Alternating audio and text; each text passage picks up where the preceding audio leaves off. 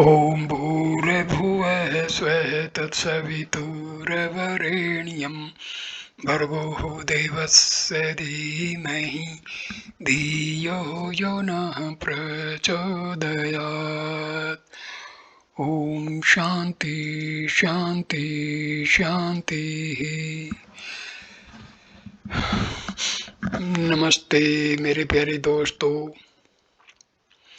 भगवान श्री रामकृष्ण परमहंस की वचनामृत का ये तीसरा वीडियो है।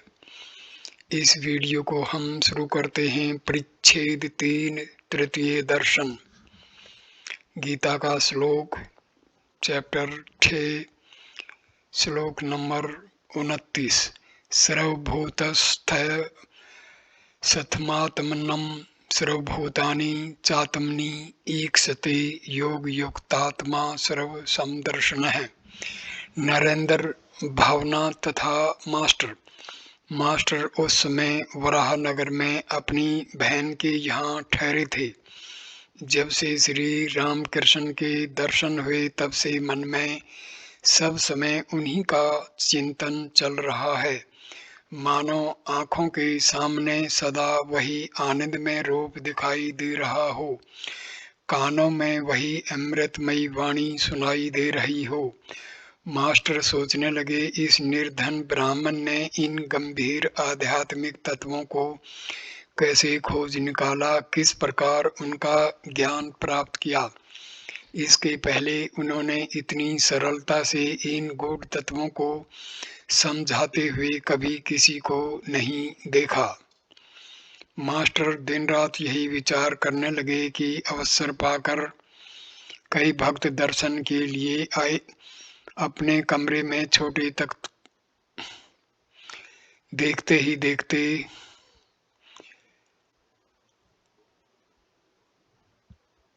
मास्टर दिन रात यही विचार करने लगे कि कब उनके पास जाऊं और उन्हें देखूं।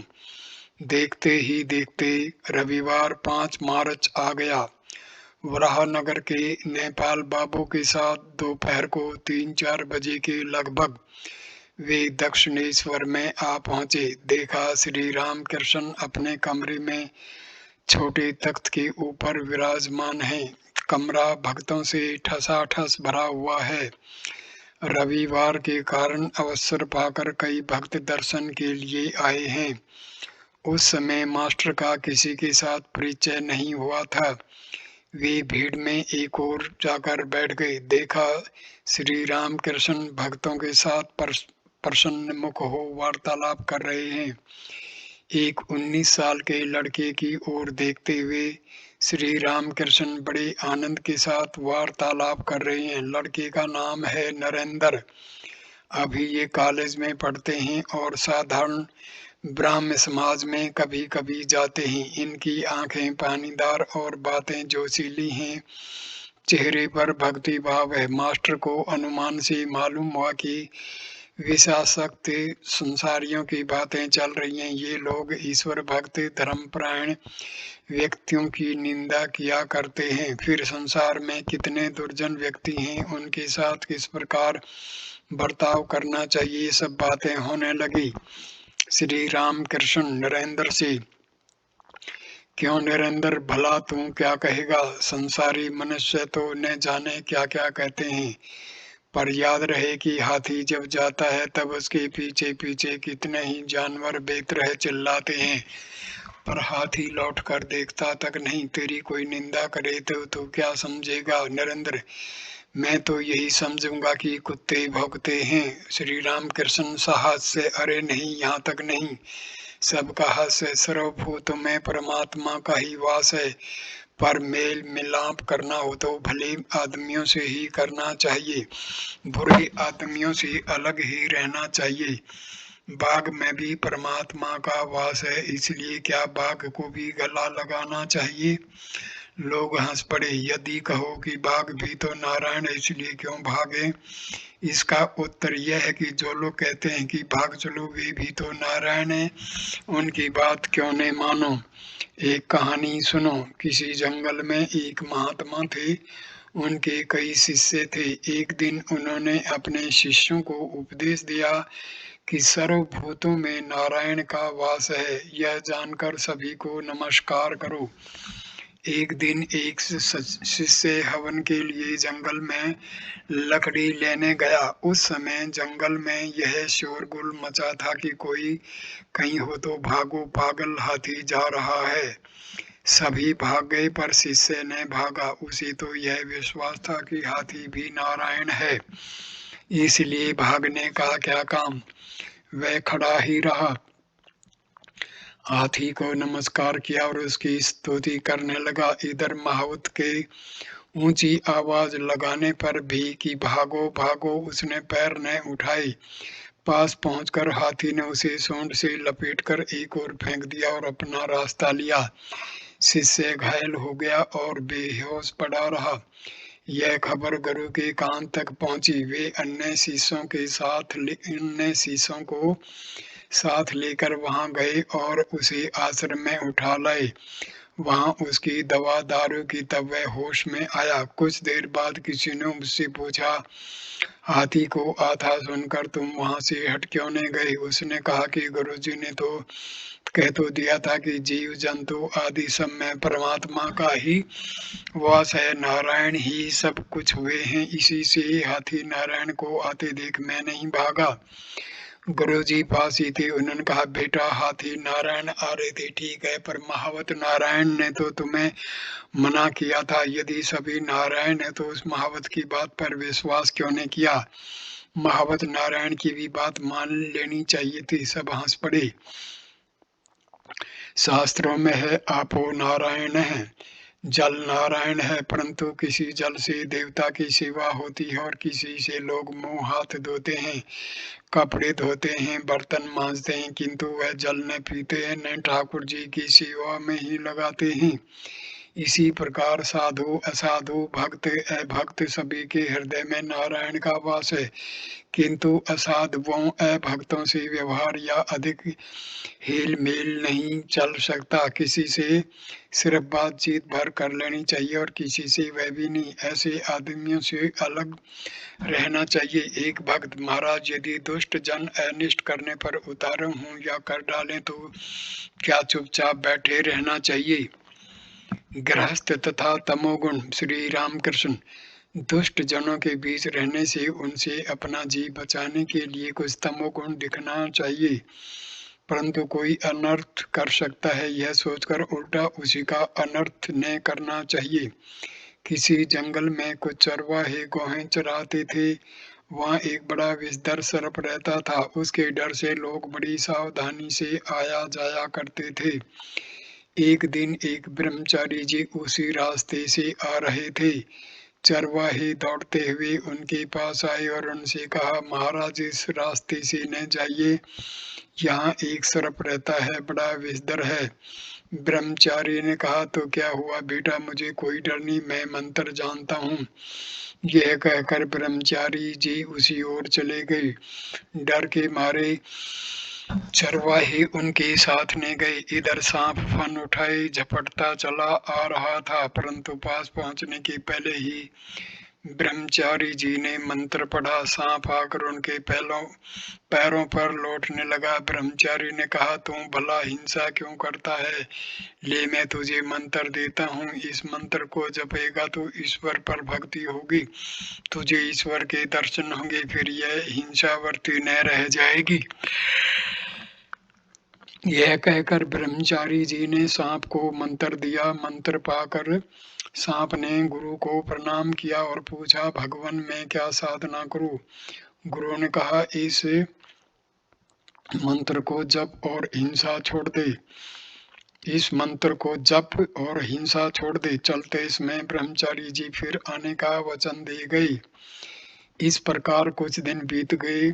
चरवाहों ने देखा कि सांप अब काटता नहीं, ढेला मारने पर भी गुस्सा नहीं होता, केंचुए की तरह हो गया है। एक दिन चरवाहों ने उसके पास जाकर पूंछ पकड़कर उसे घुमाया और वहीं पटक दिया। सांप के मुंह से खून बहने लगा। वह बेहोश पड़ा रहा, हिल डुल तक नहीं सकता था। चरवाहों ने सोचा कि सांप मर गया और यह सोचकर वहां से वे चले गए।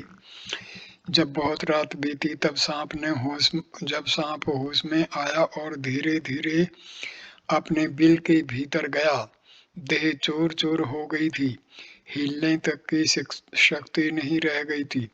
बहुत दिनों के बाद जब चोट कुछ अच्छी हुई, तब भोजन की खोज में बाहर निकला। जब से मारा गया तब से सिर्फ रात को ही बाहर निकलता था।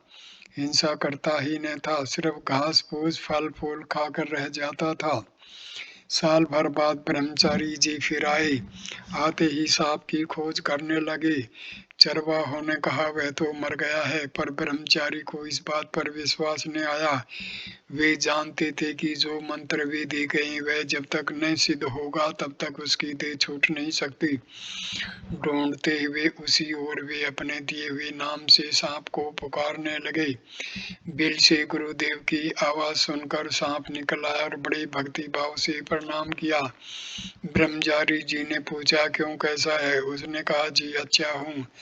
ब्रह्मचारी जी, तो तू इतना पतला दुबला क्यों हो गया है? सांप ने कहा महाराज, जब से आप आज्ञा दे गए तब से मैं हिंसा नहीं करता, फल फूल घास पात खाकर पेट भर लेता हूँ, इसलिए शायद दुबला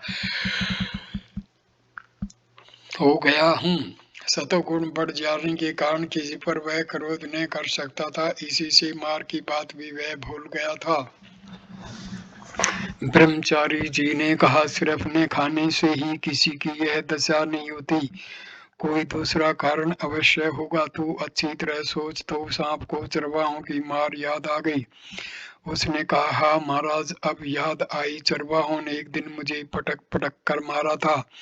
उन अज्ञानियों को तो मेरे मन की अवस्था मालूम थी नहीं, वे क्या जाने कि मैंने हिंसा करना छोड़ दिया है। ब्रह्मचारी जी बोले राम राम, तू ऐसा मूर्ख है, अपनी रक्षा करना भी तो नहीं जानता। मैंने तो तुझे काटने ही को मना किया था, पर फुफकारने से तुझे कब रोका था? फुफकार मारकर उन्हें भय क्यों नहीं दिखाया?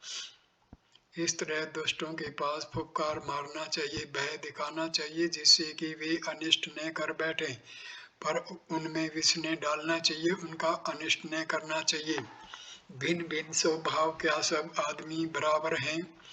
श्री रामकृष्ण, परमात्मा की सृष्टि में नाना प्रकार के जीव जंतु और पेड़ पौधे हैं। पशुओं में अच्छे हैं और बुरे भी, उनमें बाघ जैसा हिंसर प्राणी भी है।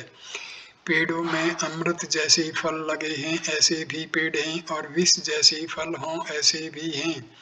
इसी प्रकार मनुष्यों में भी भले बुरे और साधु असाधु हैं। उनमें संसारी जीव भी हैं और भक्त भी।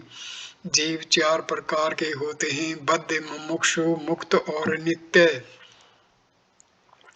नारद आदि नित्य जीव हैं। ऐसे जीव औरों के हित के लिए उन्हें शिक्षा देने के लिए संसार में रहते हैं। बद्ध जीव विषय में फंसा रहता है, वह ईश्वर को भूल जाता है, भगवत चिंतन वह कभी नहीं करता। मुमुक्षु जीव वह है जो मुक्ति की इच्छा रखता है। मुमुक्षुओं में से कोई कोई मुक्त हो जाते हैं, कोई कोई नहीं हो सकते। मुक्त जीव संसार के कामिनी कांचन में नहीं फंसते। जैसे साधु महात्मा, इनके मन में विषय बुद्धि नहीं रहती, वे सदा ईश्वर के ही पाद पद्यों की चिंता करते हैं। जब जाल तालाब में फेंका जाता है तब दो चार होशियार मछलियां होती हैं, वे जाल में नहीं आती। यह नित्य जीव की ही उपमा है, किंतु अनेक मछलियां जाल में फंस जाती हैं। इनमें से कुछ निकल भागने की भी चेष्टा करती हैं।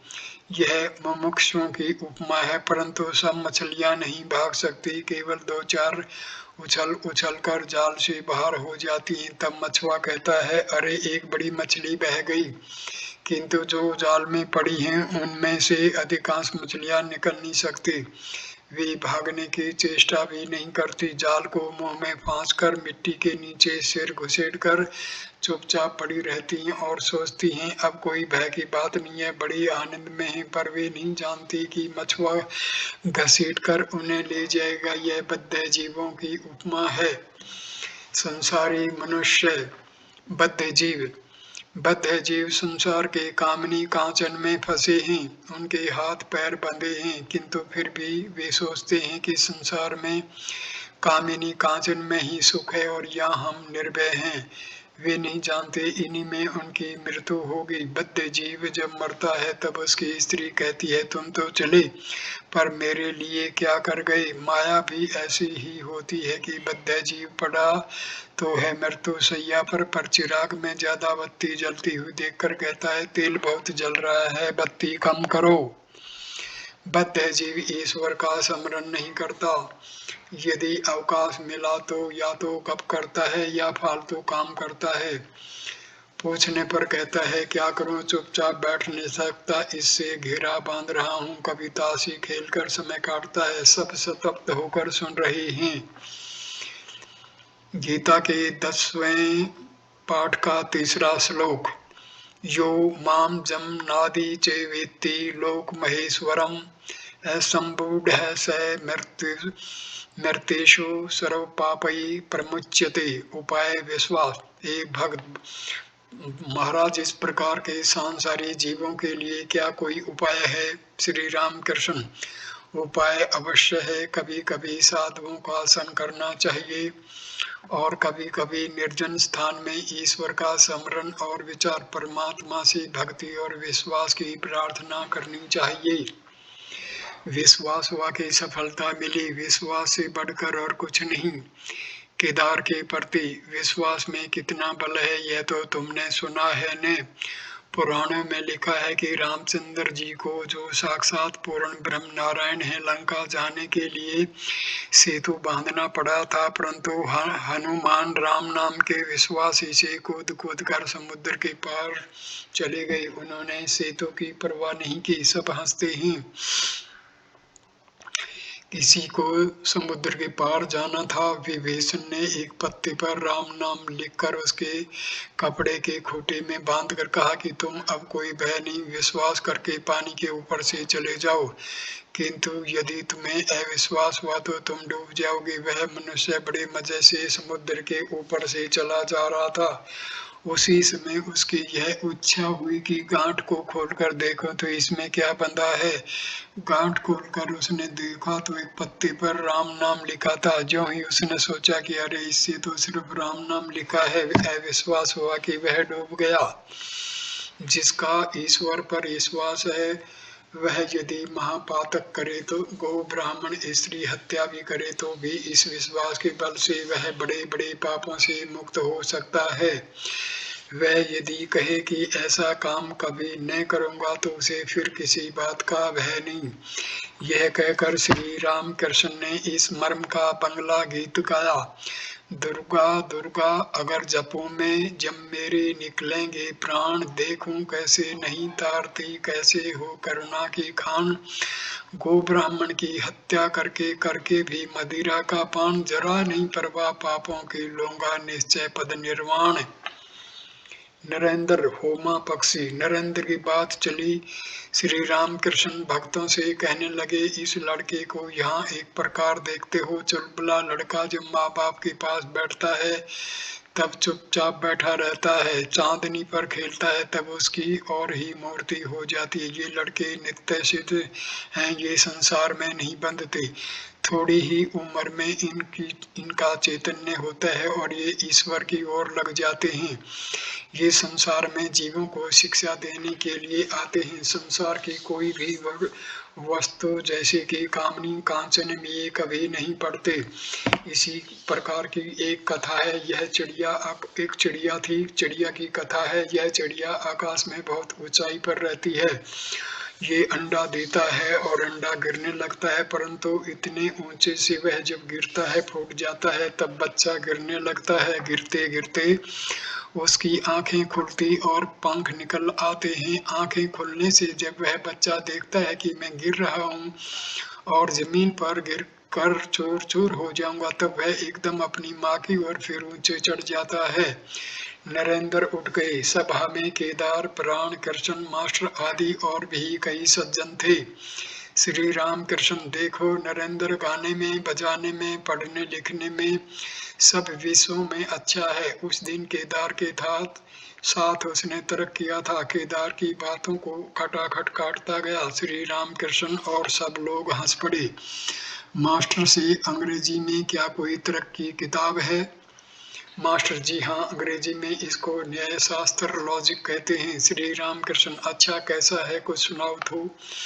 मास्टर अब मुश्किल में पड़े, आखिर कहने लगे एक बात यह है कि साधारण सिद्धांत से विशेष सिद्धांत पर पहुंचना, जैसे सब मनुष्य मरेंगे, पंडित भी मनुष्य हैं इसलिए वे भी मरेंगे। और एक बात यह है कि विशेष दृष्टांत या घटना को देखकर साधारण सिद्धांत पर पहुंचना, जैसे यह कौवा काला है, वह कौवा काला है, और जितने कौवे दिख पड़ते हैं वे भी काले हैं इसलिए सब कौवे काले हैं। किंतु उस प्रकार के सिद्धांत से भूल भी हो सकती है, क्योंकि संभव है ढूंढ तलाश करने से किसी देश में सफेद कौवा मिल जाए। एक और दृष्टांत, जहाँ वृष्टि है वहाँ मेघ भी है, अतः यह साधारण सिद्धांत हुआ कि मेघ से वृष्टि होती है। और भी एक दृष्टांत, इस मनुष्य के 32 दांत हैं, उस मनुष्य के 32 दांत हैं, और जिस मनुष्य को देखते हैं उसी के 32 दांत हैं, अतएव सब मनुष्यों के 32 दांत हैं। इस प्रकार के साधारण सिद्धांत की बातें अंग्रेजी न्याय शास्त्र में हैं। श्री रामकृष्ण ने इन बातों को सुन भर लिया, फिर वे अन्यमनस्क हो गए, इसलिए यह प्रसंग और आगे नहीं बढ़ सका। गीता का दूसरे अध्याय का 53वां मंत्र।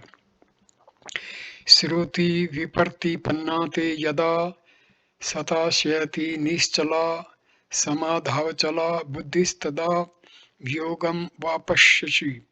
समाधि में सभा भंग हुई, भक्त सब इधर उधर घूमने लगे। मास्टर भी पंचवटी आदि स्थानों में घूम रहे थे। समय 5 के लगभग होगा। कुछ देर बाद वे श्री राम कृष्ण के कमरे में आए और देखा उसके उत्तर की ओर छोटे बरामदे में अद्भुत घटना हो रही है। श्री राम कृष्ण शिथिर भाव से खड़े हैं और नरेंद्र गा रहे हैं। 2-4 भक्त भी खड़े हैं। मास्टर आकर गाना सुनने लगे। गाना सुनते हुए वे मुग्ध हो गए। श्री राम कृष्ण के गाने को छोड़कर ऐसा मधुर गाना उन्होंने कभी नहीं सुना था। अकस्मात श्री राम कृष्ण की ओर देखकर वे स्तब्ध हो गए। श्री राम कृष्ण की देह निस्पंद हो गई थी और नेत्र निर्निमेष। श्वासोच्छ्वास चल रहा था या नहीं बताना कठिन है। पूछने पर एक भक्त ने कहा यह समाधि है। मास्टर ने ऐसा ने कभी देखा था न सुना था। वे विस्मित होकर सोचने लगे, भगवत चिंतन करते हुए मनुष्य का बाह्य ज्ञान यहाँ तक चला जाता है, न जाने कितनी भक्ति और विश्वास हो तो मनुष्य की यह अवस्था होती है। नरेंद्र जो गीत गा रहे थे उसका भाव यह है, हे मन तो चिद धन हरि का चिंतन कर। उसकी मोहन मूर्ति की कैसी अनुपम छटा है जो भक्तों का मन हर लेती है। वह रूप नए नए वर्णों से मनोहर है, कोटि चंद्रमाओं को लजाने वाला है। उसकी छटा क्या है, मानो बिजली चमकती है, उसे देख आनंद से जी भर जाता है। गीत के इस चरण को गाते समय श्री राम कृष्ण चौंकने लगे, देह पुलकायमान हुई, आंखों से आनंद के आंसू बहने लगे। बीच बीच में मानो कुछ देखकर मुस्कुराते हैं। कोटि चंद्रमाओं को लजाने वाले उस अनुपम रात को वे दर्शन करते होंगे। क्या यही ईश्वर दर्शन है? कितनी साधना, कितनी तपस्या, कितनी भक्ति और विश्वास से ईश्वर का ऐसा दर्शन होता है। फिर गाना होने लगा। भावार्थ, हृदय रूपी कमलासन पर उनके चरणों का भजन कर, शांत मन और प्रेम भरे नेत्रों से उस अपूर्व मनोहर दृश्य को देख ले। फिर वही जगत को मोहने वाली मुस्कुराहट, शरीर वैसा ही निश्चल हो गया, आंखें बंद हो गई, मानो कुछ अलौकिक रूप से देख रही हैं और देखकर आनंद से भरपूर हो रहे हैं। अब गीत समाप्त हुआ। नरेंद्र ने गाया। भावार्थ, चिदानंद रस में, प्रेमानंद रस में, परम भक्ति से चिरदिन के लिए मगन हो जा। समाधि और प्रेमानंद की इस अद्भुत छवि को हृदय में रखते हुए मास्टर घर लौटने लगे। बीच बीच में दिल को मतवाला करने वाला वह मधुर गीत याद आता रहा। परिच्छेद 4, चतुर्थ दर्शन। गीता छठे अध्याय का 22वां श्लोक। यम लब्ध्वा चापरम लाभम मन्यते न अधिकम ततः यस्मिन् स्थितो न दुखेन गरुणापि विचाल्यते। नरेंद्र भावनाथ आदि के संग आनंद। उसके दूसरे दिन 6 मार्च को भी छुट्टी थी। दिन के 3 बजे मास्टर फिर आए। श्री रामकृष्ण अपने कमरे में बैठे हैं। फर्श पर चटाई बिछी है। नरेंद्र भावनाथ तथा और भी 2-1 लोग बैठे हैं। सभी अभी लड़के हैं। उम्र 19-20 के लगभग होगी। प्रफुल्ल मुख श्री रामकृष्ण तख्त पर बैठे हुए लड़कों से आनंद वार्तालाप कर रहे हैं। मास्टर को कमरे में घुसते देख श्री रामकृष्ण ने हंसते हुए कहा, यह देखो फिर आया। सब हंसने लगे। मास्टर ने भूमिष्ठ हो प्रणाम किया, आसन ग्रहण किया। पहले वे खड़े खड़े हाथ जोड़कर प्रणाम करते थे, जैसा अंग्रेजी पढ़े लिखे लोग करते हैं, पर आज उन्होंने भूमिष्ठ होकर प्रणाम करना सीखा। श्री रामकृष्ण नरेंद्र आदि भक्तों से कहने लगे, देखो एक मोर को किसी ने 4 बजे अफीम खिला दी। दूसरे दिन से वह अफीमची मोर ठीक 4 बजे आ जाता था। यह भी अपने समय पर आया है। सब लोग हंसने लगे। मास्टर सोचने लगे, ये ठीक तो कहता है, घर जाता हूँ पर मन दिन रात यही पड़ा रहता है। कब जाऊं, कब उन्हें देखूं, इस विचार में रहता हूँ। यहाँ मानो कोई खींच ले आता है। इच्छा होने पर भी दूसरी जगह जा नहीं पाता, यहीं आना पड़ता है। इधर श्री रामकृष्ण लड़कों से हंसी मजाक करने लगे। मालूम होता था कि वे सब मानो एक ही उम्र के हैं। हंसी की लहरें उठने लगी, मानो आनंद की हाट होने लगी। मास्टर यह अद्भुत चरित्र देखते हुए सोचते हैं कि पिछले दिन क्या इन्हीं को समाधि और अपूर्व प्रेमानंद में मगन देखा था। क्या ये वही मनुष्य हैं जो आज प्राकृत मनुष्य जैसा व्यवहार कर रहे हैं? क्या इन्हीं ने मुझे पहले दिन उपदेश देते हुए धिक्कारा था? इन्हीं ने मुझे तुम ज्ञानी हो कहा था? इन्हीं ने साकार और निराकार दोनों सत्य हैं कहा था? इन्हीं ने मुझे कहा था कि ईश्वर ही सत्य है और सब अनित्य है? इन्हीं ने मुझे संसार में दासी की भांति रहने का उपदेश दिया था। श्री रामकृष्ण आनंद कर रहे हैं और बीच बीच में मास्टर को देख रहे हैं। मास्टर को सहविष में बैठे हुए देखकर उन्होंने रामलाल से कहा, इसकी उम्र कुछ ज्यादा हो गई है न, इसी से कुछ गंभीर है। यह सब हंस रहे हैं पर यह चुपचाप बैठा है। मास्टर की उम्र उस समय 27 साल की होगी। बात ही बात में परम भक्त हनुमान की बात चली। हनुमान का एक चित्र श्री रामकृष्ण के कमरे की दीवार पर टंगा था। श्री रामकृष्ण ने कहा, देखो तो हनुमान का भाव कैसा है। धन मान शरीर सब कुछ भी नहीं चाहते, केवल भगवान को चाहते हैं। जब सप्टिक स्तंभ के भीतर से ब्रह्मास्त्र निकाल कर भागे, तब मंदोदरी नाना प्रकार के फल लेकर लोभ दिखाने लगी। उसने सोचा कि फल के लोभ से उतरकर शायद ये ब्रह्मास्त्र फेंक दें, पर हनुमान इस भुलावे में कब पड़ने लगे। उन्होंने कहा, मुझे फलों का अभाव नहीं है, मुझे जो फल मिला है उससे मेरा जन्म सफल हो गया है। मेरे हृदय में मोक्ष फल के वृक्ष श्री रामचंद्र जी हैं। श्री राम कल्प तरु के नीचे बैठा रहता हूँ। जब जिस फल की इच्छा होती है वही फल खाता हूँ।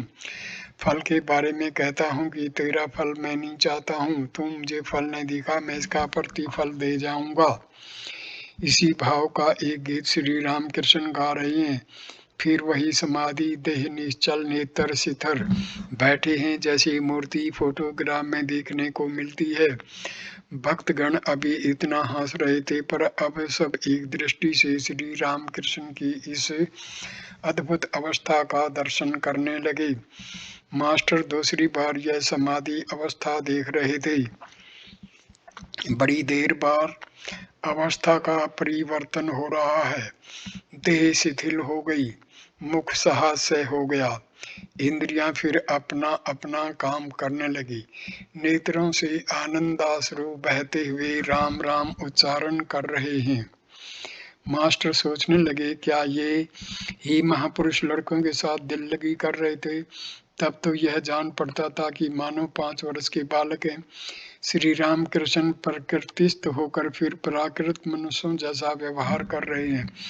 मास्टर और नरेंद्र से कहने लगे कि तुम दोनों अंग्रेजी में बात करो, मैं सुनूंगा। यह सुनकर मास्टर और नरेंद्र हंस रहे हैं।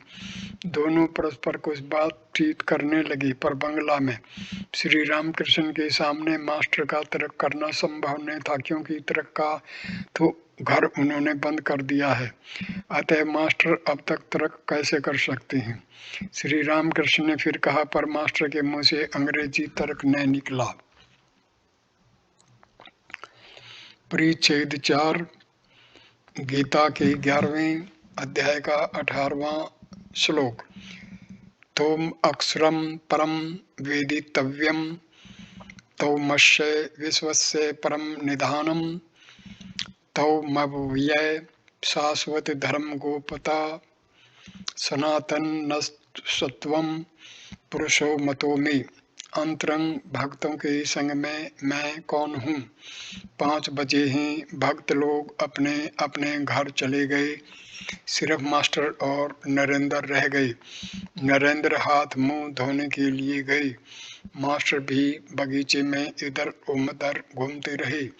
थोड़ी देर बाद कोठी की बगल से हंस तालाब की ओर आते हुए उन्होंने देखा कि तालाब की दक्षिण तरफ वाली सीढ़ी के चबूतरे पर श्री रामकृष्ण खड़े हैं और नरेंद्र भी हाथ में गड़वा लिए खड़े हैं।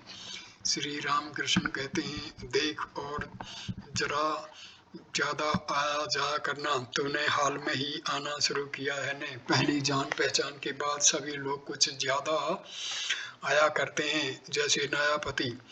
नरेंद्र और मास्टर हंसे। क्यों आएगा नहीं? नरेंद्र ब्रह्म समाजी लड़के हैं। हंसते हुए कहा, हाँ कोशिश करूंगा। फिर सभी कोठी की राह से श्री रामकृष्ण के कमरे की ओर आने लगे। कोठी के पास श्री रामकृष्ण ने मास्टर से कहा, देखो किसान बाजार से बैल खरीदते हैं। वे जानते हैं कि कौन सा बैल अच्छा है और कौन सा बुरा। वे पूंछ के नीचे हाथ लगाकर परखते हैं।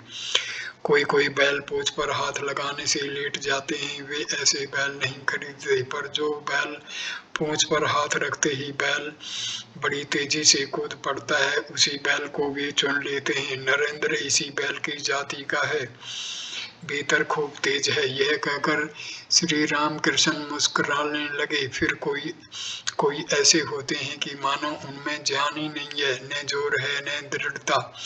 संध्या हुई। श्री रामकृष्ण ईश्वर चिंतन करने लगे। उन्होंने मास्टर से कहा, तुम जाकर नरेंद्र से बातचीत करो और फिर मुझे बताना कि वह कैसा लड़का है।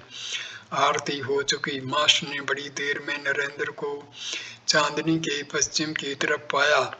आपस में बातचीत होने लगी। नरेंद्र ने कहा, मैं साधारण ब्राह्मण समाजी हूँ, कॉलेज में पढ़ता हूँ इत्यादि। रात हो गई, अब मास्टर घर जाएंगे, पर जाने को जी नहीं चाहता, इसलिए नरेंद्र से विदा होकर वे फिर श्री रामकृष्ण को ढूंढने लगे। उनका गीत सुनकर मास्टर मुग्ध हो गए। जी चाहता है कि फिर उनके श्रीमुख से गीत सुने। ढूंढते हुए देखा कि काली माता के मंदिर के सामने जो नाट्य मंडप है, उसी में श्री रामकृष्ण अकेले टहल रहे हैं। मंदिर में मूर्ति के दोनों तरफ दीपक जल रहे थे। विस्तृत नाट्य मंडल में एक लालटेन जल रही थी। रोशनी धीमी थी, प्रकाश और अंधेरे का मिश्रण सा दिख पड़ता था। मास्टर श्री रामकृष्ण का गीत सुनकर मुग्ध हो गए, जैसे सांप मंत्र मुग्ध हो जाता है। अब बड़े संकोच से उन्होंने श्री राम कृष्ण देव से पूछा, क्या आज फिर गाना होगा? श्री राम कृष्ण ने जरा सोचकर कहा, नहीं, आज अभिनय होगा। यह कहते ही मानो उन्हें फिर याद आई और उन्होंने कहा, हाँ, एक काम करना, मैं कलकत्ते में बलराम के घर जाऊंगा, तुम भी आना, वहाँ गाना होगा। मास्टर, आपकी जैसी आज्ञा। श्री रामकृष्ण, तुम जानते हो बलराम बसु को? मास्टर जी, नहीं। श्री रामकृष्ण, बलराम बसु भोजपाड़ा में उनका घर है।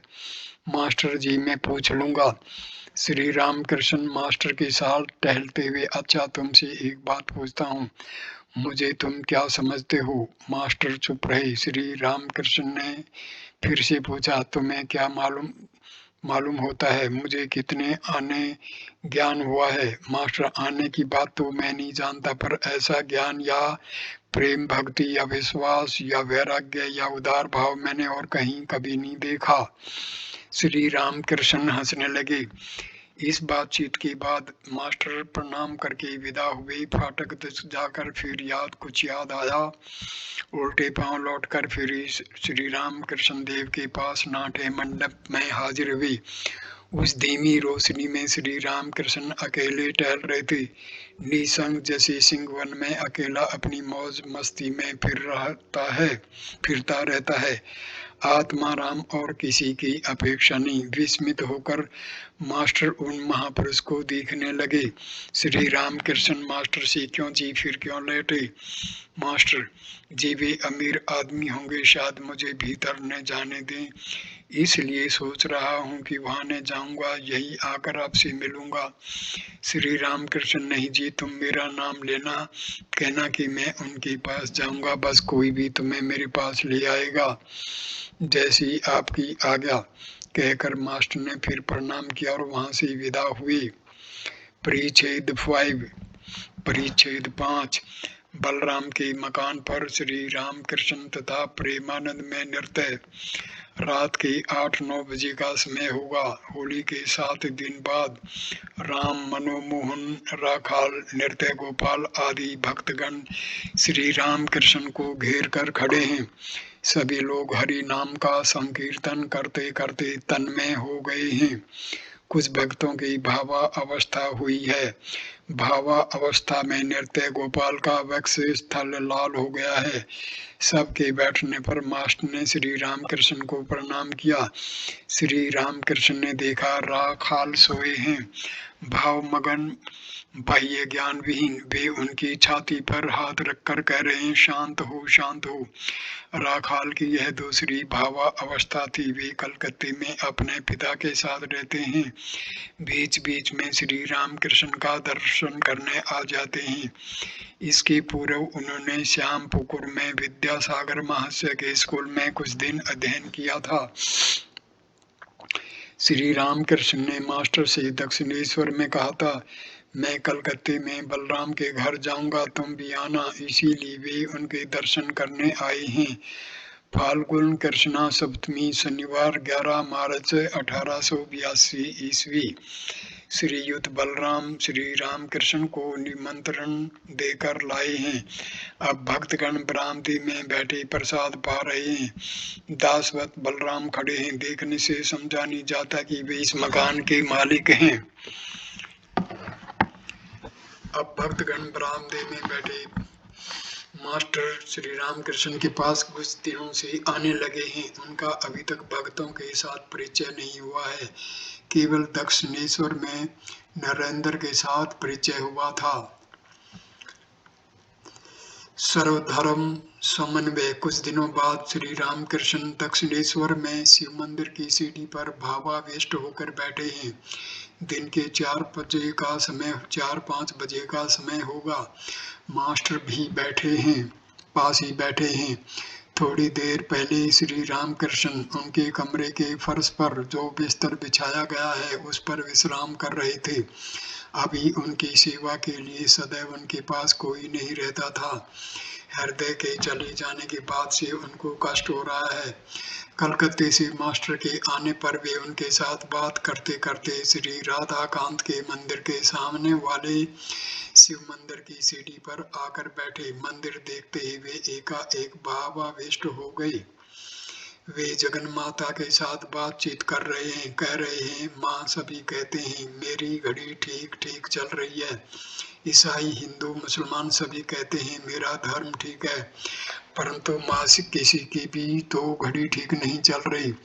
तुम्हें ठीक ठीक कौन समझ सकेगा, परंतु व्याकुल होकर पुकारने पर, तुम्हारी कृपा होने पर सभी पथों से तुम्हारे पास पहुंचा जा सकता है। माँ, ईसाई लोग गिरजाघरों में तुम्हें कैसे पुकारते हैं, एक बार दिखा देना।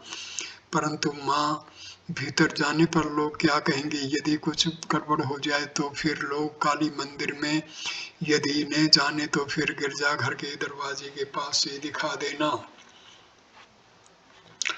भक्तों के साथ भजनानंद में प्रेम की सुरा। एक दूसरे दिन श्री रामकृष्ण अपने कमरे में छोटी खाट पर बैठे हैं। आनंदमयी मूर्ति है। सहस्य वदन श्रीयुत काली कृष्ण के साथ मास्टर आ पहुंचे। काली कृष्ण जानते न थे कि उनके मित्रों ने कहाँ ला रहे हैं। मित्र ने कहा था, कलार की दुकान पर जाओगे तो मेरे साथ आओ, वहां पर एक मटकी शराब है। मास्टर ने अपने मित्र से जो कुछ कहा था, प्रणाम करने के बाद श्री राम कृष्ण को सब कह सुना। वे सभी हंसने लगे। वे बोले, भजनानंद ब्रह्मानंद, ये आनंद ही सुरा है, प्रेम की सुरा। मानव जीवन का उद्देश्य है ईश्वर से प्रेम, ईश्वर से प्यार करना। भक्त ही सार है, ज्ञान विचार करके ईश्वर को जानना बहुत ही कठिन है। यह कहकर श्री रामकृष्ण गाना गाने लगे, जिसका आशय इस प्रकार है। कौन जाने काली कैसी है, षड दर्शनों ने देख नहीं सकते। इच्छा मई वे अपनी इच्छा के अनुसार घट घट में विराजमान है। यह विराट ब्रह्मांड रूपी भांड जो काली के उदर में है, उसे कैसे समझते हो, कैसा समझते हो। शिव ने काली का मर्म जैसा समझा, वैसा दूसरा कौन जानता है। योगी सदा सहस्रार मूलाधार में मनन करते हैं। काली पद्म वन में हंस के साथ हंसी के रूप में रमन करती है। प्रसाद कहता है, लोग हंसते हैं, मेरा मन समझता है पर प्राण नहीं समझता। वामन होकर चंद्रमा पकड़ना चाहता है। काली कृष्ण भट्टाचार्य परवर्ती काल में आप विद्यासागर कॉलेज में संस्कृत भाषा तथा साहित्य के प्रधान अध्यापक भी थे। श्री राम कृष्ण फिर कहते हैं, ईश्वर से प्यार करना ही जीवन का उद्देश्य है। जिस प्रकार वृंदावन में गोपीगण राखालगण श्री कृष्ण से प्यार करते थे, जब श्री कृष्ण मथुरा चले गए, राखालगण ने उनके विरह में रोकर घूमते थे। इतना कहकर वे ऊपर की ओर ताकते हुए गाना गाने लगे। भावार्थ, एक नई राखाल को देख आया जो नए पेड़ की टहनी पकड़े छोटे बछड़े को गोद में लिए कह रहा है, कहाँ हो रे भाई कन्हैया। फिर कहकर ही रह जाता है, पूरा कन्हैया मुंह से नहीं निकलता। कह रहा है, कहाँ हो रे भाई, और आंखों से आंसू की धाराएं बह निकलती हैं। श्री रामकृष्ण का प्रेम भरा गाना सुनकर मास्टर की आंखों में आंसू आ गए। परिच्छेद 6। श्यामपुकुर में प्राण कृष्ण के मकान पर श्री रामकृष्ण ने आज कलकत्ते में शुभागमन किया है। श्रीयुत प्राण कृष्ण मुखोपाध्याय के श्यामपुकुर वाले मकान के 2 मंजिले पर बैठकर घर में भक्तों के साथ बैठे हैं। अभी अभी भक्तों के साथ बैठकर प्रसाद पा चुके हैं। आज 2 अप्रैल रविवार 1882 ईस्वी चैत्र शुक्ला चतुर्दशी है। इसमें दिन के 1-2 बजे होंगे। कप्तान उसी मोहल्ले में रहते हैं।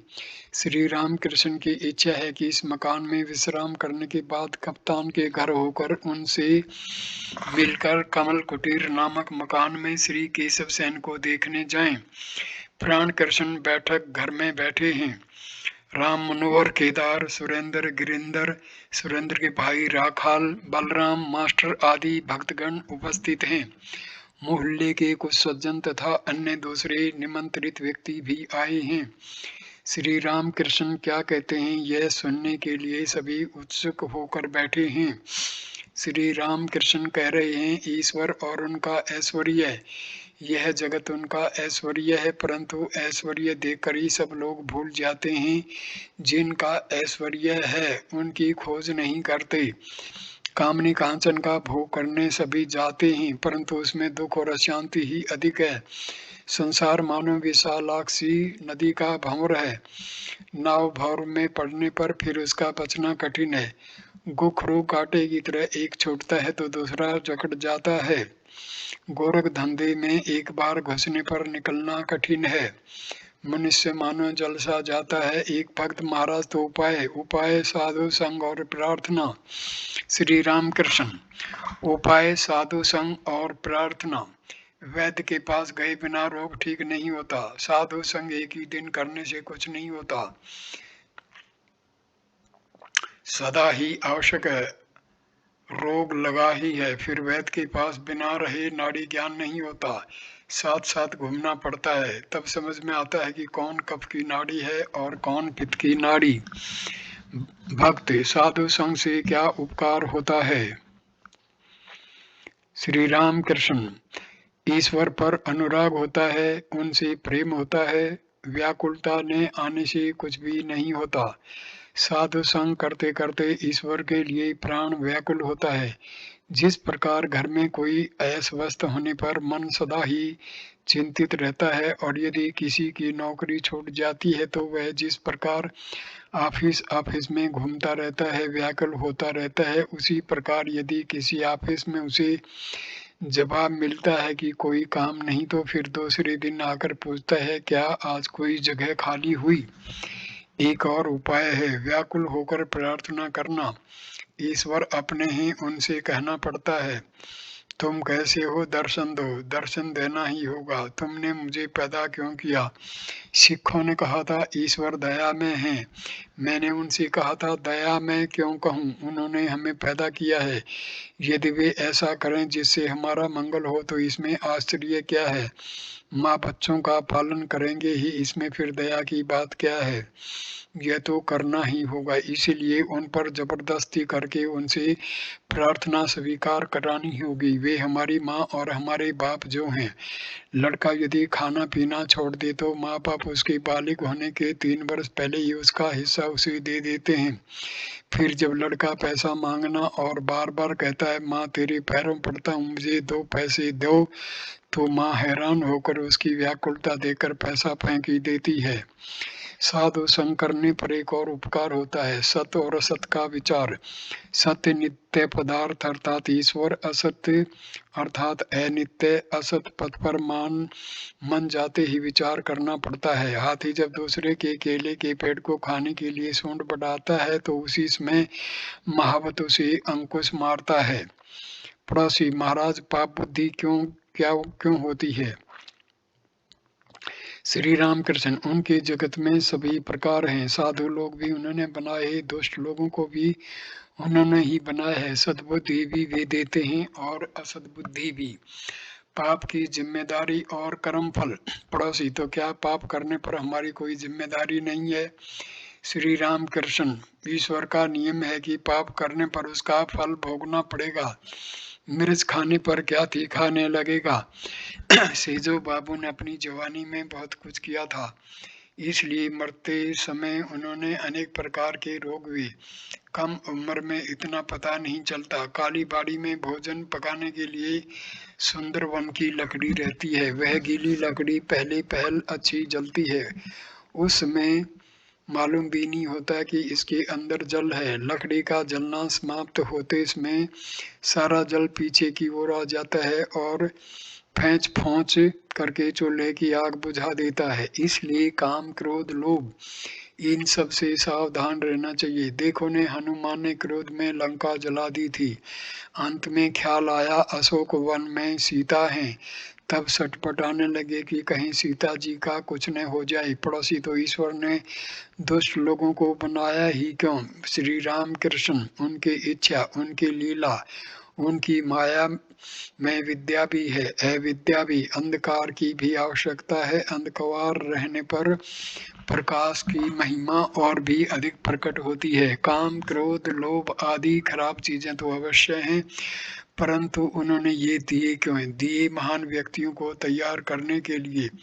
मनुष्य इंद्रियों पर विजय प्राप्त करने से महान होता है। जीत इंद्रिय क्या नहीं कर सकता, उनकी कृपा से उसे ईश्वर प्राप्ति तक हो सकती है। फिर दूसरी ओर देखो, काम से उनकी सृष्टि की लीला चल रही है। दुष्ट लोगों को भी आवश्यकता है। एक गांव के लोग बहुत उद्दंड हो गए थे। उस समय वहां गोलोक चौधरी को भेज दिया गया। उसके नाम से लोग कांपने लगे, इतना कठोर शासन था उसका। अतएव अच्छे बुरे सभी तरह के लोग चाहिए। सीता जी बोली, राम, अयोध्या में यदि सभी सुंदर महल होते तो कैसा अच्छा होता। मैं देख रही हूँ अनेक मकान टूट गए हैं, कुछ पुराने हो गए। श्री राम बोले, सीता, यदि सभी मकान सुंदर हों तो मिस्त्री लोग क्या करेंगे? सभी हंस पड़े। ईश्वर ने सभी प्रकार के पदार्थ बनाए हैं, अच्छे पेड़, विषैले पेड़ और वृक्ष के पौधे भी। जानवरों में भले बुरे सभी हैं, बाघ, शेर, सांप सभी हैं। संसार में भी ईश्वर प्राप्ति होती है, सभी की मुक्ति होगी। पड़ोसी, महाराज, संसार में रहकर क्या भगवान को प्राप्त किया जा सकता है? श्री राम कृष्ण, अवश्य किया जा सकता है, परंतु जैसा कहा, साधु संग और सदा प्रार्थना करनी पड़ती है। उनके पास रोना चाहिए। मन का सभी मैल धुल जाने पर उनका दर्शन होता है। मन मानो मिट्टी से लिपटी हुई एक लोहे की सुई है। ईश्वर है चुंबक, मिट्टी रहते चुंबक के साथ संयोग नहीं होता। रोते रोते सुई की मिट्टी धुल जाती है। सुई की मिट्टी अर्थात काम, क्रोध, लोभ, पाप, बुद्धि, विषय बुद्धि आदि। मिट्टी धुल जाने पर सुई को चुंबक खींच लेगा, अर्थात ईश्वर दर्शन होगा। चित्त शुद्धि होने पर ही उनकी प्राप्ति होती है। जबर चढ़ा है, ईश्वर मानो भून रहा है, शरीर मानो भून रहा है, इसमें कुनन से क्या काम होगा? संसार में ईश्वर लाभ होगा क्यों नहीं? वही साधु संग, रो रो कर प्रार्थना, बीच बीच में निर्जन वास, चारों ओर कटघरा लगाए बिना रास्ते के पौधों को गाय बकरियां खा जाती हैं। पड़ोसी, तो फिर जो लोग संसार में हैं उनकी भी मुक्ति होगी। श्री राम कृष्ण, सभी की मुक्ति होगी, परंतु गुरु के उपदेश के अनुसार चलना पड़ता है। टेढ़े रास्ते से जाने पर फिर सीधे रास्ते पर आने में कष्ट होगा। मुक्ति बहुत देर में होती है, शायद इस जन्म में न भी हो, फिर संभव है अनेक जन्मों के पश्चात हो। जनक आदि ने संसार में भी कर्म किया था, ईश्वर को सिर पर रखकर काम करते थे। नाचने वाली जिस प्रकार सिर पर बर्तन रखकर नाचती है और पश्चिम की औरतों को नहीं देखा, सिर पर जल का घड़ा लेकर हंस हंस कर बातें करती हुई जाती हैं। पड़ोसी, आपने गुरुपदेश के बारे में बताया, पर गुरु कैसे प्राप्त करें? श्री राम कृष्ण, हर एक गुरु नहीं हो सकता। कीमती सहतीर पानी में स्वयं भी बहता हुआ चला जाता है और अनेक जीव जंतु भी उस पर चढ़कर जा सकते हैं, पर मामूली लकड़ी पर चढ़ने से लकड़ी भी डूब जाती है और जो चढ़ता है वह भी डूब जाता है। इसलिए ईश्वर युग युग में लोक शिक्षा के लिए गुरु रूप में स्वयं अवतीर्ण होते हैं। सच्चिदानंद ही गुरु है। ज्ञान किसे कहते हैं और मैं कौन हूँ? ईश्वर ही करता है और सब अकर्ता, इसी का नाम ज्ञान है। मैं अकर्ता उनके हाथ का यंत्र हूँ, इसलिए मैं कहता हूँ, माँ तुम यंत्री हो, मैं यंत्र हूँ। तुम घरवाली हो, मैं घर हूँ, मैं गाड़ी हूँ। तुम इंजीनियर हो, जैसा चलाती हो वैसा चलता हूँ, जैसा कराती हो वैसा करता हूँ, जैसा बुलवाती हो वैसा बोलता हूँ। ना अहम ना अहम, तू है। कमल कुटीर में श्री रामकृष्ण और श्री केशव सेन। श्री रामकृष्ण कप्तान के घर होकर श्रीयुत केशव सेन के कमल कुटीर नामक मकान पर आए हैं। साथ ही हैं राम, मनोमोहन, सुरेंद्र मास्टर आदि अनेक भक्त लोग। सब दुमंजले के हाल में बैठे हैं। श्री प्रताप मजूमदार, श्री त्रैलोक आदि ब्राह्मण भक्त भी उपस्थित हैं। श्री रामकृष्ण केशव को बहुत प्यार करते हैं। जिन दिनों बेल घर के बगीचे बगीचे में वे शिष्यों के साथ साधन भजन कर रहे थे, तब अर्थात 1875 ईस्वी के माघोत्सव के बाद कुछ दिनों के अंदर ही एक दिन श्री रामकृष्ण ने बगीचे में जाकर उनके साथ साक्षात्कार किया था। साथ ही साथ उनका भांजा हृदय राम बेलघर के इस बगीचे में उन्होंने केशव से कहा था, तुम्हारी दुम जड़ गई है, अर्थात तुम सब कुछ छोड़कर संसार के बाहर भी रह सकते हो और फिर संसार में भी रह सकते हो। जिस प्रकार मेंढक के बच्चे की दुम झड़ जाने पर वह पानी में भी रह सकता है और फिर जमीन में भी। इसके बाद दक्षिणेश्वर में, कमल कुटीर में, ब्राह्म समाज आदि स्थानों में अनेक बार श्री रामकृष्ण ने वार्तालाप के सिलसिले में उन्होंने उपदेश दिया था। अनेक पंथों से तथा अनेक धर्मों द्वारा ईश्वर प्राप्ति हो सकती है।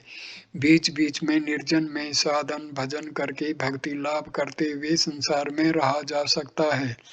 जनक आदि ब्रह्म ज्ञान प्राप्त करके संसार में रहे थे। व्याकुल होकर उन्हें पुकारना पड़ता है, तब वे दर्शन देते हैं। तुम लोग जो कुछ करते हो निराकार का साधन वह बहुत अच्छा है। ब्रह्म ज्ञान होने पर ठीक अनुभव करोगे कि ईश्वर सत्य है और सब अनित्य है, ब्रह्म सत्य है, जगत मिथ्या है। सनातन हिंदू धर्म में साकार निराकार दोनों ही माने गए हैं। अनेक भावों से ईश्वर की पूजा होती है। शांत दास्य सख्य वात्सल्य मधुर शहनाई बजाते इसमें एक आदमी केवल पौ पौ ही बजाता है, परंतु उसके बाजे में 7 छेद रहते हैं और दूसरा व्यक्ति जिसकी बाजे में 7 छेद है वह अनेक राग रागनियां बजाता है। तुम लोग साकार को नहीं मानते, इसमें कोई हानि नहीं। निराकार में निष्ठा रहने से भी हो सकता है, परंतु साकारवादियों के केवल प्रेम के आकर्षण को लेना, माँ कहकर उन्हें पुकारने से भक्ति प्रेम और भी बढ़ जाएगा। कभी दास्य, कभी सख्य, कभी वात्सल्य, कभी मधुर भाव। कोई कामना नहीं है, उन्हें प्यार करता हूँ, यह बहुत अच्छा भाव है। इसका नाम है अहेतुक भक्ति। रुपया पैसा मान इज्जत कुछ भी नहीं चाहता हूँ केवल तुम्हारे चरण कमलों में भक्ति। वेद पुराण तंत्र में एक ईश्वर की ही बात है और उनकी लीला की बात। ज्ञान भक्ति दोनों ही हैं। संसार में दासी की तरह रहो। दासी सब काम करती है पर उसका मन रहता है अपने घर में। मालिक के बच्चों को पालती पोसती है, कहती है मेरा हरि मेरा राम, परंतु खूब जानती है लड़का उसका नहीं है। तुम लोग जो निर्जन में साधना करते हो यह बहुत अच्छा है, उनकी कृपा होगी। जनक राजा ने निर्जन में कितनी साधना की थी। साधना करने पर ही तो संसार में निर्लिप्त होना संभव है। तुम लोग भाषण देते हो सभी के उपकार के लिए, परंतु ईश्वर को प्राप्त करने के बाद तथा उनके दर्शन प्राप्त कर चुकने के बाद ही भाषण देने से उपकार होता है। उनका आदेश न पाकर दूसरों को शिक्षा देने से उपकार नहीं होता। ईश्वर को प्राप्त किए बिना उनका आदेश नहीं मिलता। ईश्वर के प्राप्त होने का लक्षण है मनुष्य बालक की तरह, जड़ की तरह, उन्माद वाले की तरह, पिशाच की तरह हो जाता है। जैसे सुखदेव आदि। चैतन्य देव कभी बालक की तरह कभी उन्मत्त की तरह नृत्य करते थे, हंसते थे, रोते थे, नाचते थे, गाते थे। पूरी धाम में जब थे तब बहुधा जड़ समाधि में रहते थे। श्री केशव की हिंदू धर्म पर उत्तरोत्तर अधिक श्रद्धा। इस प्रकार अनेक स्थानों में श्री रामकृष्ण ने वार्तालाप के सिलसिले में श्री केशव चंद्र सेन को अनेक प्रकार के उपदेश दिए थे। बेलघर के बगीचे में प्रथम दर्शन के बाद केशव चंद्र ने 28 मार्च 1875 ईस्वी के रविवार वाले मिरर समाचार पत्र में लिखा था, हमने थोड़े दिन हुए दक्षिणेश्वर के परमहंस रामकृष्ण का बेलघर के बगीचे में दर्शन किया है। उनकी गंभीरता, अंतर्दृष्टि, बाल स्वभाव देखकर हम मुग्ध हुए हैं। वे शांत स्वभाव तथा कोमल प्रकृति के हैं और देखने से ऐसे लगते हैं मानो सदा योग में रहते हैं। इस समय हमारा ऐसा अनुमान हो रहा है कि हिंदू धर्म के गंभीरतम सत्रों का अनुसंधान करने पर कितनी सुंदरता, सत्यता तथा साधुता देखने को मिल सकती है। यदि ऐसा न हो तो परमहंस की तरह ईश्वरी भाव में भावित योगी पुरुष देखने में कैसे आते हैं। 1876 ईस्वी के जनवरी में फिर माघ उत्सव आया। उन्होंने टाउन हॉल में भाषण दिया। विषय था ब्रह्म धर्म और हमारा अनुभव, आवर फेथ एंड एक्सपीरियंसेस। इसमें भी उन्होंने हिंदू धर्म की सुंदरता के संबंध में अनेक बातें कही थी। श्री रामकृष्ण उन पर जैसा स्नेह रखते थे कि शिव की भी उनके प्रति वैसी ही भक्ति थी। प्राय प्रतिवर्ष ब्रह्मोत्सव के समय तथा अन्य समय वे श्री केशव दक्षिणेश्वर में जाते थे और उन्हें कमल कुटीर में ले आते थे। कभी कभी अकेले कमल कुटीर के दूसरे मंजिले पर उपासना गृह में उन्होंने परम आनंद अंतरंग मानते हुए भक्ति के साथ ले जाते थे। एकांत में ईश्वर की पूजा करते और आनंद मनाते थे।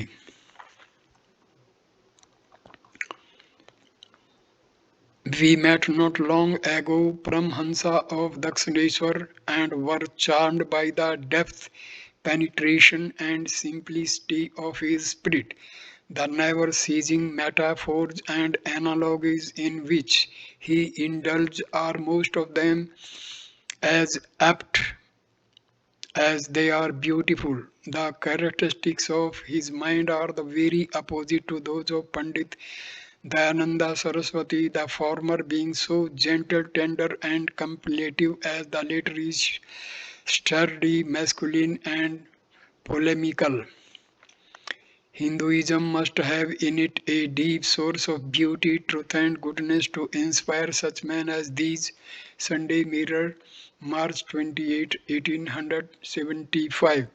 If the ancient Vedic Aryan is gratefully honored today for having taught us the deep truth of the Nirakar or the bodiless spirit, the same loyal homage is due to the later Puran Hindu for having taught us religious feelings in all their breadth and depth.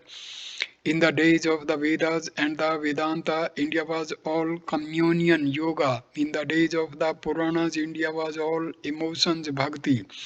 The highest and the best feelings of religion have been cultivated under the guardianship of specific divinities. Our faith and experiences lecture delivered in January 1877 1879 ईस्वी के भाद्रोत्सव के इसमें केशव श्री रामकृष्ण को फिर निमंत्रण देकर बेलघर के तपोवन में ले गए थे। 15 सितंबर सोमवार और फिर 21 सितंबर को कमल कुटीर के उत्सव में सम्मिलित होने के लिए ले गए। इस समय श्री रामकृष्ण के समाधिस्थ होने पर ब्राह्म्य भक्तों के साथ उनका फोटो लिया गया। श्री रामकृष्ण खड़े खड़े समाधिस्थ थे, हृदय उन्हें पकड़कर खड़ा था। 22 अक्टूबर को महाअष्टमी नवमी के दिन केशव ने दक्षिणेश्वर में जाकर उनका दर्शन किया। 29 अक्टूबर 1879 बुधवार को शरद पूर्णिमा के दिन 1 बजे के समय केशव फिर भक्तों के साथ दक्षिणेश्वर में श्री रामकृष्ण का दर्शन करने गए थे। स्टीमर के साथ सजी सजाई एक बड़ी नौका, 6 अन्य नौकाएं और 2 छोटी नौकाएं भी थी। करीब 80 भक्तगण थे। साथ में झंडा, फल, पत्ते, मृदंग, करताल, भेरी भी थे। हृदय अभ्यर्थना करके इस केशव को स्टीमर से उतार लाया। गाना गाते गाते। गाने का मर्म इस प्रकार है। सुर ध्वनि के तट पर कौन हरि का नाम लेता है, संभवतः प्रेम देने वाले निताई आए हैं। ब्राह्मण भक्तगण भी पंचवटी से कीर्तन करते करते उनके साथ आने लगे। सच्चिदानंद विग्रह रूपानंद घन उनके बीच में थे। श्री रामकृष्ण बीच बीच में समाधि मगन हो रहे थे। इस दिन संध्या के बाद गंगा जी के घाट पर पूर्ण चंद्र के प्रकाश में केशव ने उपासना की थी। उपासना के बाद श्री रामकृष्ण कहने लगे, तुम सब बोलो ब्रह्म आत्मा भगवान, ब्रह्म माया जीव जगत, भागवत भगत भगवान। केशव आदि ब्राह्मण भक्तगण उस चंद्र किरण में भागीरथी के तट पर 100 वर्षीय श्री रामकृष्ण के साथ साथ उन सब मंत्रों का भक्ति के साथ उच्चारण करने लगे। श्री रामकृष्ण फिर जब बोले, बोलो गुरु कृष्ण वैष्णव, तो केशव ने आनंद से हंसते हंसते कहा, महाराज इस समय इतनी दूर नहीं, यदि हम गुरु कृष्ण वैष्णव कहें तो लोग हमें कट्टरपंथी कहेंगे। श्री राम कृष्ण भी हंसने लगे और बोले, अच्छा तुम ब्राह्मण लोग जहाँ तक कह सको उतना ही कहो। कुछ दिनों बाद 13 नवंबर 1879 ईस्वी को श्री काली पूजा के बाद राम मनमोहन और गोपाल मित्र ने दक्षिणेश्वर में श्री रामकृष्ण का प्रथम दर्शन किया। 1880 ईस्वी में एक दिन ग्रीष्म काल में राम और मनमोहन कमल कुटीर में केशव के साथ साक्षात करने आए थे। उनकी यह जानने की प्रबल इच्छा हुई कि केशव बाबू की श्री रामकृष्ण के संबंध में क्या राय है। उन्होंने केशव बाबू से जब यह प्रश्न किया तो उन्होंने उत्तर दिया, दक्षिणेश्वर के परमहंस साधारण व्यक्ति नहीं है। इस समय पृथ्वी में इतना भारी महान विद्वान दूसरा कोई व्यक्ति कोई दूसरा नहीं है। वे इतने सुंदर इतने असाधारण व्यक्ति हैं कि उन्हें बड़ी सावधानी के साथ रखना चाहिए। देखभाल न करने पर उनका शरीर अधिक दिन टिक नहीं सकेगा। इस प्रकार के सुंदर मूल्यवान वस्तु को कांच की अलमारी में रखना चाहिए। इसके कुछ दिनों बाद 1881 ईस्वी के माघोत्सव के समय पर जनवरी के महीने में श्री केशव श्री रामकृष्ण का दर्शन करने के लिए दक्षिणेश्वर में गए थे। उस समय वहां पर राम मनमोहन जयगोपाल सेन आदि अनेक व्यक्ति उपस्थित थे। 15 जुलाई 1881 ईस्वी को केशव फिर श्री रामकृष्ण को दक्षिणेश्वर से स्टीमर ले गए। 1881 ईस्वी के नवंबर मास में मनमोहन के मकान पर जिसमें श्री रामकृष्ण का शुभागमन तथा उत्सव हुआ था, उसमें भी आमंत्रित होकर केशव उत्सव में सम्मिलित हुए थे। श्री त्रिलोक आदि ने भजन गाया था। 1881 ईस्वी के दिसंबर मास में श्री रामकृष्ण आमंत्रित होकर राजेंद्र मित्र के मकान पर गए थे। श्री केशव भी गए। यह मकान ठनठनिया के बेचू चटर्जी स्ट्रीट में है। राजेंद्र थे राम तथा मनमोहन के मौसा। राम मनमोहन ब्राह्मण भक्त राजमोहन तथा राजेंद्र ने केशव को समाचार देकर निमंत्रित किया था। केशव को जिस समय समाचार दिया गया उसमें वे भाई अघोरनाथ की शोक में अशोच अवस्था में थे। प्रचारक भाई अघोर ने 8 दिसंबर बृहस्पतिवार को लखनऊ शहर में देह त्याग किया था। सभी ने अनुमान किया कि केशव न आ सकेंगे। समाचार पाकर केशव बोले, यह कैसे, परमहंस वहां से आएंगे और मैं न जाऊं? अवश्य जाऊंगा, अशौच में हूं इसलिए मैं अलग स्थान पर बैठ कर खाऊंगा। मनमोहन की माता परम भक्तमती श्यामा सुंदरी देवी ने श्री रामकृष्ण को भोजन परोसा था। राम भोजन के समीप पास खड़े थे। जिस दिन राजेंद्र के घर पर श्री रामकृष्ण ने शुभागमन किया उस दिन तीसरी पहर सुरेंद्र ने उन्हें चीनी बाजार में ले जाकर उनका फोटो उतरवाया था। श्री रामकृष्ण खड़े खड़े समाधि मगन थे। उत्सव के दिन महेंद्र गोस्वामी ने भागवत की कथा की। जनवरी 1882 ईस्वी माघोत्सव के उपलक्ष्य में सिमोलिया ब्रह्म समाज के उत्सव में ज्ञान चौधरी के मकान पर श्री रामकृष्ण और केशव आमंत्रित होकर उपस्थित थे। आंगन में कीर्तन हुआ। इसी स्थान में श्री रामकृष्ण ने पहले नरेंद्र का गाना सुना और उन्हें दक्षिणेश्वर आने के लिए कहा। 23 फरवरी 1882 ईस्वी में बृहस्पतिवार को केशव ने दक्षिणेश्वर में भक्तों के साथ श्री रामकृष्ण का फिर से दर्शन किया। उनके साथ थे अमेरिकन पादरी जोसेफ कुक तथा कुमारी पिगाट। ब्रह्म भक्त के साथ केशव ने श्री रामकृष्ण को स्टीमर में बिठाया। कुक साहब ने श्री रामकृष्ण की समाधि स्थिति देखी थी। उस समय श्री नागेंद्र उसी जहाज में उपस्थित थी। उनके मुख से समस्त वार्ता सुन 10-15 दिन के अंदर मास्टर ने दक्षिणेश्वर में श्री रामकृष्ण का प्रथम दर्शन किया। 3 मास बाद अप्रैल मास में श्री रामकृष्ण कोमल कटीर में केशव चंद्र को देखने आया। उसी का थोड़ा सा विवरण निम्नलिखित परिच्छेद में दिया गया है। श्री रामकृष्ण का केशव के प्रति स्नेह। जगन माता के पास नारियल शक्कर की मन्नत। आज कमल कुटीर के उसी बैठक घर में श्री रामकृष्ण भक्तों के साथ बैठे हैं। 2 अप्रैल 1882 ईस्वी रविवार दिन के 5 बजे का समय केशव भीतर के कमरे में थे। उन्हें समाचार दिया गया। कमीज पहनकर और चद्दर ओढ़कर उन्होंने आकर प्रणाम किया।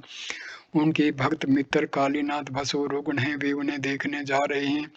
श्री रामकृष्ण आए हैं इसलिए केशव नहीं जा सकेंगे।